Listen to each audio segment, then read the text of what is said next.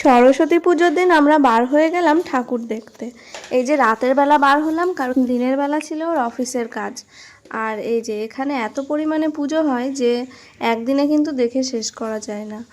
আর এই যে এবার কিন্তু মায়ের মূর্তিগুলো প্রত্যেকটাই হয়েছে খুব কিউট কিউট। প্রত্যেকটা প্যান্ডেলেই কিন্তু বলা হচ্ছিল এবার মায়ের মূর্তি হয়েছে কিউট। কিন্তু আমাদের সেই ছোটোবেলায় আমরা যেটা দেখে আসতাম, বাগদেবীর আরাধনা করতাম, সেরকম মূর্তি কিন্তু কোথাও দেখা গেল না। আসলে ট্রেন্ডিং, আমরা সব কিছুর মধ্যেই কিন্তু এখন ট্রেন্ডিং জিনিসটা খুঁজতে শুরু করে দিয়েছি, সেটা মা সরস্বতীই হোক বা অন্য কিছু। তো এই বিষয়ে আপনাদের মতামতটা কিন্তু অবশ্যই জানাবেন। তো এই যে এখন আমরা এই 4 থেকে 5টা মতন ঠাকুর দেখা হয়ে গেছে। তো খুব সুন্দর লাগছিল আজকের এই দিনটা। আমরা ছোটোবেলায় শাড়ি পরে সবাই ঘোরাঘুরি করতাম, কিন্তু এখন বড় হয়ে সেগুলো যেন কোথাও উধাও হয়ে গেছে। তো এই যে লাস্ট ঠাকুর।